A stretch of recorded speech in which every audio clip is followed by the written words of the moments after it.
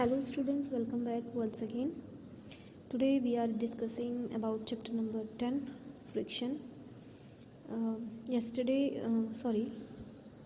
पहले वाले लेक्चर में हम देख चुके हैं कि काइनेटिक और स्लाइडिंग फ्रिक्शन क्या होता है, यहाँ तक हम पढ़ चुके हैं। एंड नेक्स्ट हम देख लेते हैं कौन से ऐसे फैक्टर हैं जो अफेक्ट करता है फ्रिक्शन को, यानी कि घर्षण को प्रभावित करने वाले कारक कौन कौन से हैं।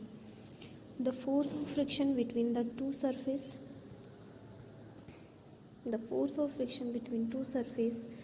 oppose their relative motion or attempt motion, and it act along the surface in contact in a direction opposite to the direction of motion। यहाँ पे ये कह रहा है कि जो दो सरफेस एक दूसरे का मोशन के समय, एक दूसरे का ये सरफेस है, इस सरफेस पे कोई वस्तु है, दूसरा सरफेस है, ये दोनों सरफेस एक दूसरे का अपोज करती हैं। अगर ये इस दिशा में मोशन कर रहा है तो इस तरफ उसको खींचने की कोशिश करती हैं, इसका अपोज करती हैं, ठीक है, विरोध करती हैं। समझिए बात को, ठीक है।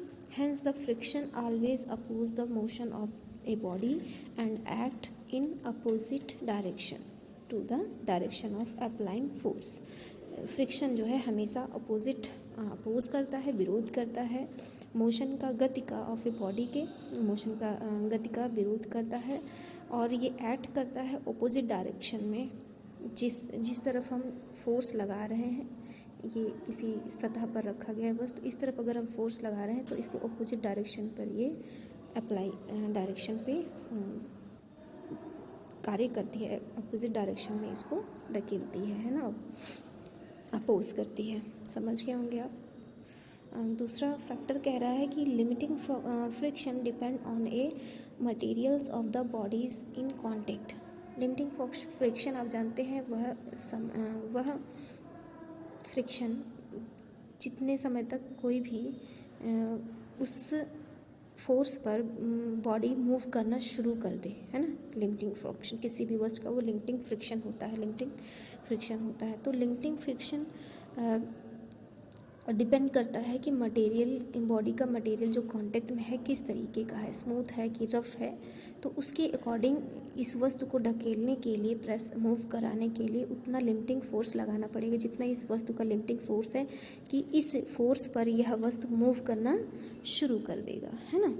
एक जो अंतिम फोर्स है उतना लगाना पड़ेगा। एक बाउंडेशन जैसे कि होता है कि इतना फोर्स लगा देंगे तो ये मूव करना शुरू कर देगा, वो लिमिटिंग फोर्स फ्रिक्शन कहलाता है। देख चुके हैं, ठीक है। तीसरा पॉइंट कह रहा है कि limiting friction depend on the rough और two surface in contact. Limiting friction depend करता है ऑन रफ, दो सरफेस रफ हैं तो उस पर भी डिपेंड करता है, ज़्यादा फोर्स लगाना पड़ेगा किसी वस्तु को मूव कराने के लिए, है ना।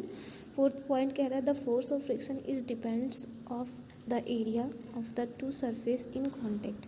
फोर्स ऑफ फ्रिक्शन इंडिपेंडेंट होता है एरिया पर, दो सरफेस के एरिया, क्षेत्रफल पर इंडिपेंडेंट होता है कि क्षेत्रफल कितना है, ठीक है। नेक्स्ट क्या है, फिफ्थ, द फोर्स